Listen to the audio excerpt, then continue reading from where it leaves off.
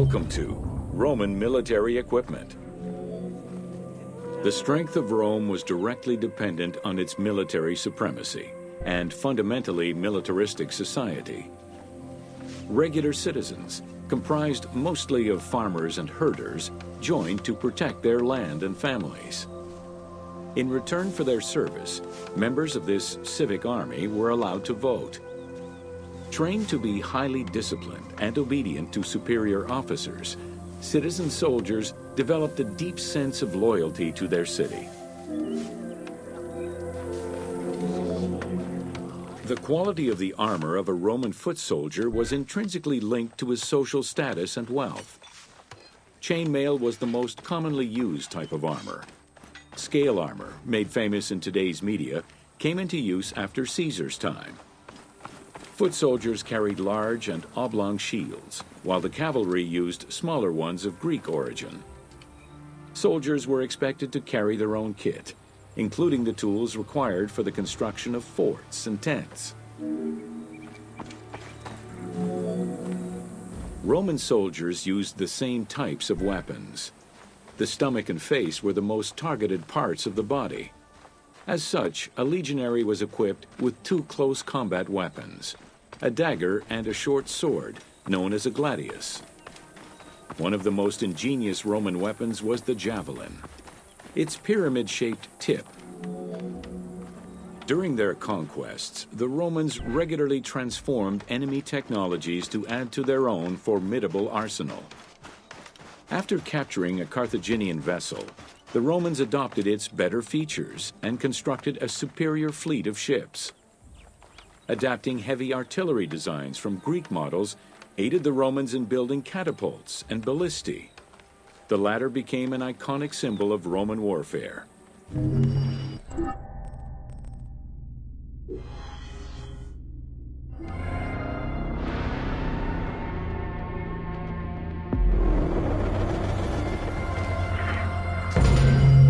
Welcome to Roman forts. The size of a Roman military camp, known as a castrum, varied significantly depending on how many soldiers it needed to accommodate.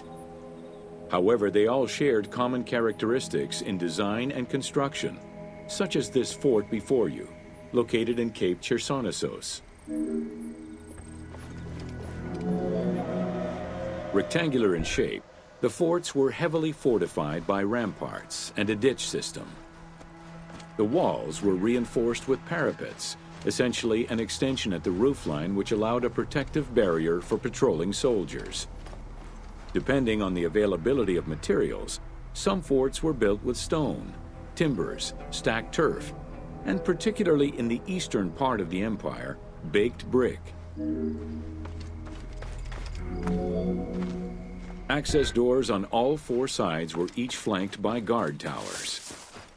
The commanding officer was positioned in the middle of the camp, giving him a clear view of the troops and the main gate.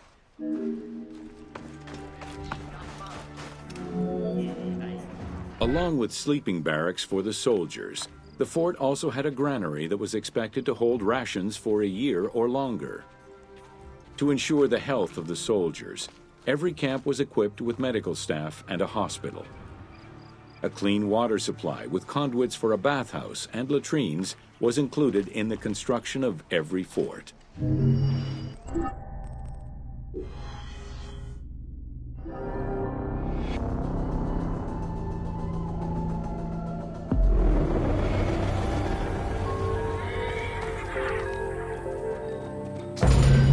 Welcome to the forts of Cyrenaica. Cyrenaica was a Libyan region under Roman control, gifted to Rome by one of Cleopatra's ancestors. The remains and foundations of ancient fortifications were discovered in the 19th century in the southwest of Cyrenaica, as well as a Roman garrison dating back to the 1st century CE. Evidence shows that these forts were of Libyan origin, rebuilt and modified by Roman engineers when Cyrenaica was part of the empire. Stone was the most commonly used material to build forts in Egypt and Cyrenaica. Though no real proof of a fortress similar to the one before you has been uncovered in that region, the team chose to add it as a worthy and awe-inspiring end-of-game challenge for the player.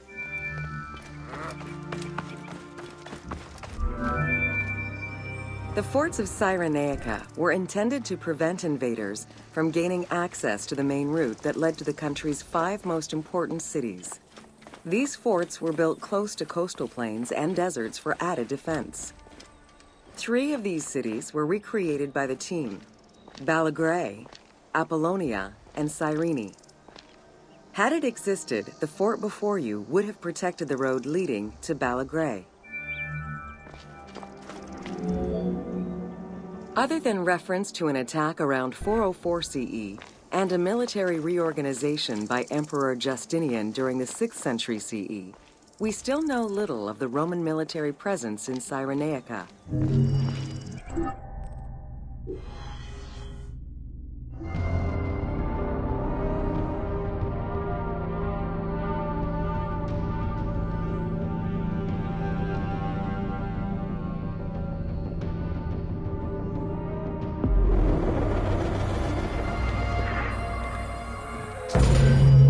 Welcome to Roman aqueducts. Water management was taken seriously by the Romans. Cyrenaica benefited greatly from Roman administration with the construction of aqueducts and canals. The source of water varied depending on the location. Many aqueducts were built at the foot of the mountains, offering greater flow from the melting snow.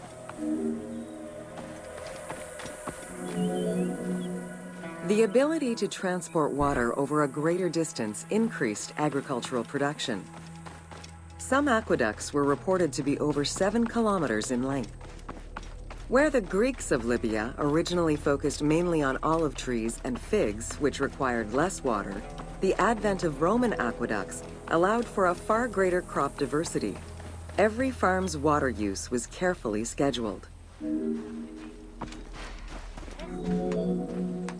The engineering methods used to create aqueducts were constantly reviewed, with a clear focus on exploiting the local environment. Materials, water usage, cleaning regulations, and a deep understanding of how to exploit gravity itself were all important concerns. Several fortresses were built to protect the aqueducts, basins, and cisterns.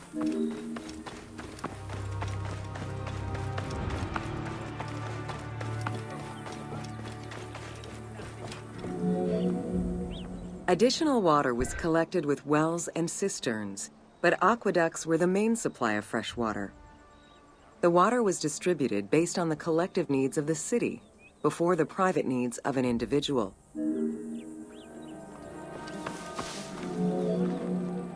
Almost all aqueducts ended in a fountain where the water circulated to clean the streets and supply bathhouses and latrines, thus improving the cleanliness of Cyrenaica's cities.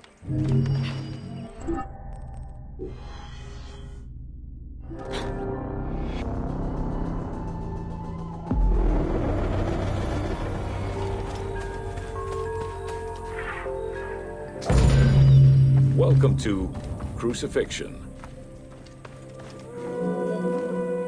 In terms of the severity of Roman justice, crucifixion was at the top of the list of corporal punishment, followed by death by fire and decapitation. The upper class considered crucifixion unworthy of their position. Those lucky enough to have Roman citizenship were also exempt from such treatment. Easily accessible, crucifixions were popular entertainment among the citizenry. Unlike throwing victims to wild animals, which required an arena, crucifixions did not require any particular setting.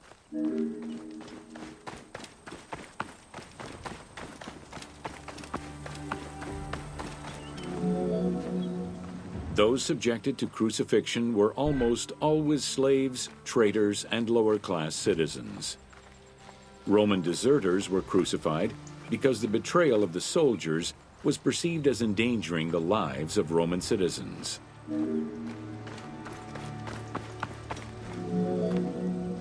In 71 BCE, a major slave uprising in Italia was repressed by the Roman army.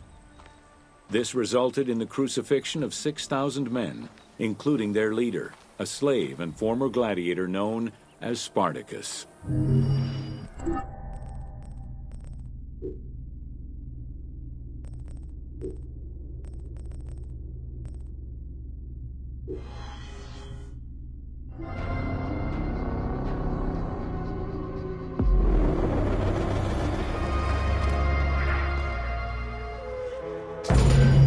Welcome to Osiris, the first mummy.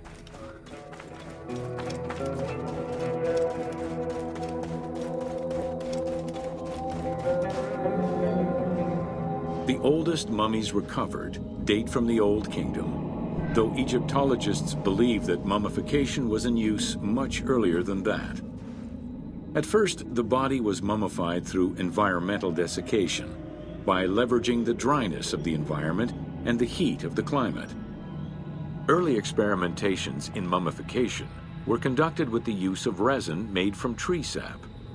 Strips of linen were only used on some superficial parts of the epidermis of the hands or jaw.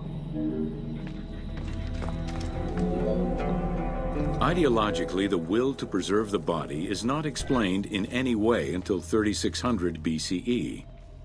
This is when the Egyptian belief that the body housed the soul was finally documented for modern Egyptologists to eventually decipher. It was not until the arrival of the myth of Osiris in the Egyptian religion around the 5th dynasty that mummification was thoroughly conceptualized.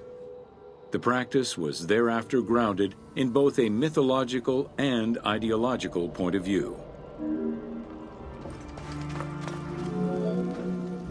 Osiris was mainly known as the god of the dead and the god of resurrection. The most well-known Genesis myth concerning Osiris is that of his dismemberment. It is Plutarch who gives the most simplified and complete summary of the story. Within Egyptian mythology, Osiris represented the first king to rule Egypt. Jealous of his power, his brother Seth attempted to usurp his throne. After several unsuccessful attempts, Seth succeeded in killing his brother by dismembering him and scattering the pieces of his body all over Egypt. Isis, the great of magic, traveled all over Egypt in search of the pieces of her husband's body. After a long search, she recovered all the pieces save for his manhood, as it was eaten by a fish. Isis then reassembled the body of her husband by binding it together with strips of linen. Aided by her sister Nephthys, another powerful magician, they gave Osiris the breath of life.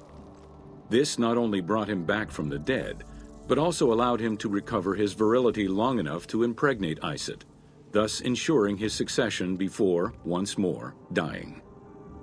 Thus Horus was born. The ritual used to bring Osiris back to life essentially depicts how he became the first mummy.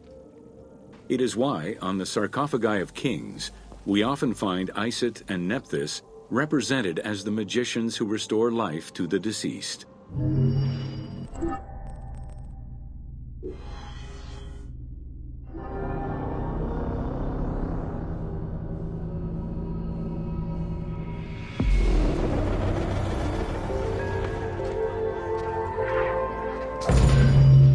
Welcome to Mummies of Ancient Egypt. The mummification process used by ancient Egyptians was highly ceremonial in nature. The different types of mummification took into account the social level and richness of the deceased and even included animals. The most expensive was that reserved for the pharaoh and the royal family, as well as some of the wealthiest members of the court. The first step was cleaning.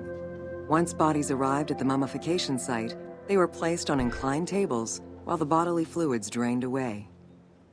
They were then cleansed by priests until they were deemed ready for the purification process. The purification of the body began with a libation from sacred water. The priest then fumigated the body with terebinth resin.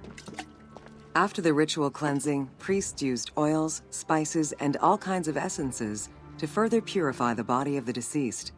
Finally, all body hair was meticulously removed. Once the body was properly purified, embalmers removed the organs, following very specific procedures. First, the brain was extracted by inserting a spoon through the nostril to break the ethmoid bone. Then, using a spatula, the pieces of the brain were removed as thoroughly as possible. What matter remained was extracted after a process of liquefaction, achieved through the use of a caustic liquid. The cranial box, once emptied, was rinsed and disinfected with palm wine, and then stuffed with strips of linen cloth and liquefied resin. After taking care of the brain, embalmers made an incision on the left flank and carefully set aside the viscera. The inside of the body was also rinsed with palm wine. Then the embalmers filled the belly with pure myrrh, cinnamon, and other perfumes and sewed it shut. The removed viscera were washed in palm wine and packed in crushed herbs before being placed in canopic jars. Canopic jars were placed close to the sarcophagus or kept in a chest nearby. At first, the viscera were wrapped in tissue and placed in the vases. As the ritual requirements became more elaborate, ointments, spices, and even water and natron were added to the process. Towards the middle of the New Kingdom, canopic jars assumed the appearance of the 4 sons of Horus. They were known as the protectors of the viscera. These protectors had their own guardians, each a goddess of the dead. Imseti, the human-headed god, protected the liver and was protected by the goddess Iset. Hapi, the baboon-headed god, protected the lungs and was protected by the goddess Nephthys. Dumut-Ef, the jackal-headed god, protected the stomach and was protected by the goddess Neith. And finally, Kebesenuef, the falcon-headed god, protected the intestines and was protected by the goddess Selket. Natron is a naturally occurring mineral found in evaporite. These sedimentary rocks are made up of mineral salts and were generally mined from lake beds in Egypt. Embalmers used natron as a desiccant to dry the flesh and stop the corpse's putrefaction process. Once the body was cleansed and eviscerated, the deceased was covered in natron for about 40 days. Once desiccated, the body was prepared to be wrapped in strips of linen. Once the body was fully desiccated by the natron treatment, embalmers oiled, painted, and sometimes even added hair extensions or a wig. They often used a henna-based antiseptic preparation to give the body a more colorful and lively appearance while preparing it to resist molds and fungi. Next came the phase which gave mummies their most well-known appearance, the wrapping. Originally, each part of the body was wrapped separately. Men had their arms crossed on their chests, while women had the right arm folded over their breasts and the left arm stretched along the body. However, techniques evolved over time. Eventually, the body as a whole was wrapped with limbs alongside the body, and increasingly sophisticated and different techniques of weaving flax bands were developed. In addition to the jewelry and amulets arranged on the skin of the deceased, amulets were also carefully inserted into the weaving of the linen strips.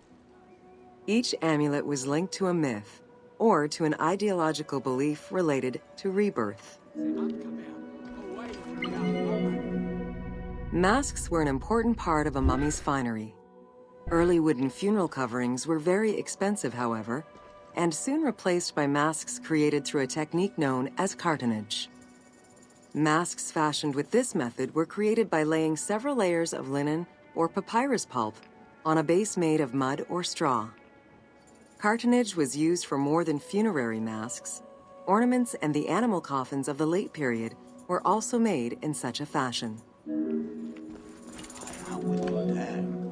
Cartonnage evolved to cover the entire body of the mummy during the 22nd dynasty. The mummies were placed on a board inside a rigid envelope of cartonnage, which was laced at the back with a string. Extremely cost-effective and visually pleasing, this technique was very popular through all layers of the society. Cartonnage envelopes were usually covered with inscriptions and polychrome decorations, specifying the names and titles of the deceased, scenes depicting daily life, or decorations specific to the funerary world. This was a true gift for Egyptologists eager to study the funerary rites of the ancient Egyptians. Once the mummy was properly wrapped and adorned, the embalmers proceeded with the ceremony of the opening of the mouth. A vital step of the funerary process, this ceremony was meant to bring back to life the deceased themselves or an object representing the deceased. There were no less than 75 different stages for the opening of the mouth. It required the application of the same oils, ointments, spices, and perfumes used during the mummification process. Makeup was sometimes part of the process as well. The last stage of this long ritual was the act of touching the mouth with the adze to symbolically allow the breath of life to infuse an inert body. Its performance was reserved for a very specific set of people: priests who wore the mask of the god Anubis, a close relative of the family, or by the heir to the throne.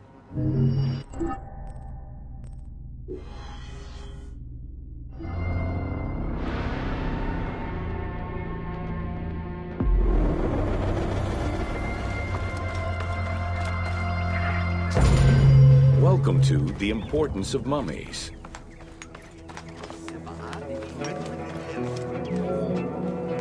The first hieroglyph for embalmer appeared in pyramid texts of the Old Kingdom.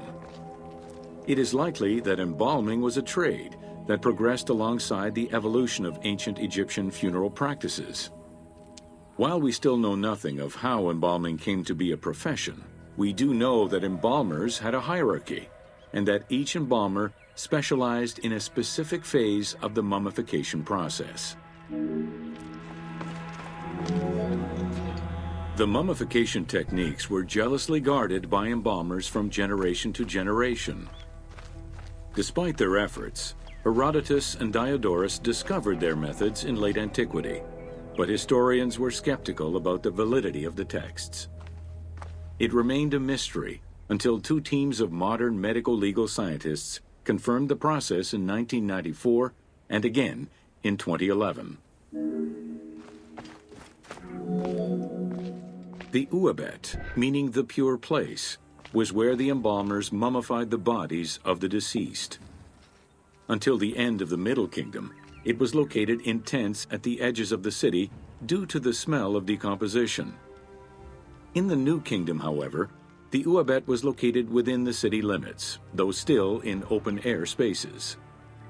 In the same way that the practices and techniques of mummification evolved, so possibly did consideration towards embalmers within ancient Egyptian society.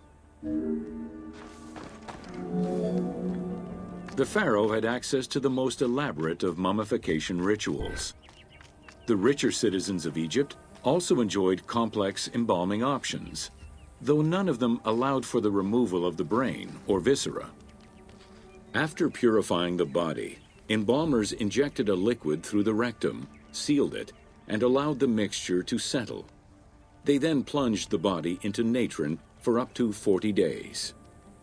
Once the body was dried, the seal was removed, and the entrails flowed out with the injected liquid, leaving the skin and bones of the deceased to be wrapped in linen and returned to the family for burial. The least costly embalming option was for the embalmers to simply inject a product called surmaya and immerse the body in the natron for up to 40 days before handing it over to the family. For all those who could not afford any embalming process, desert burials offered a pauper's alternative to preserve the bodies of the dead. Egyptian civilization has always appealed to Westerners, even before the Greek and Roman invasions. As early as the Middle Ages, mummies discovered by travelers were often sent back to Europe. Curio cabinets, dating from the 16th and 17th centuries, usually included pharaonic artifacts in their collections. The Egyptomania phenomenon was heralded by Napoleon Bonaparte's Egyptian campaign, which lasted from 1798 to 1802. The following years were marked by a resurgence of interest from rich enthusiasts and scholars who exposed Egypt to the general populace. Many research societies focusing on Egyptology were founded during those years. By 1868, mass tourism began in Egypt under the aegis of the Cook Agency. The rich would indulge in leisure trips to Egypt and bring back mummies. Upon their return, they would organize evenings that consisted of unpacking mummies and removing strips of linen and amulets layer by layer. These were considered the shining cultural events of the season. The Egyptian collections of many a museum were founded as a consequence of this mass pillaging. Thanks to those dubious parties, the fantasy of a mummy coming back to life, seeking revenge on its defilers, was born. The mummy malediction myth has remained steady in popular culture ever since, particularly in written media and cinema.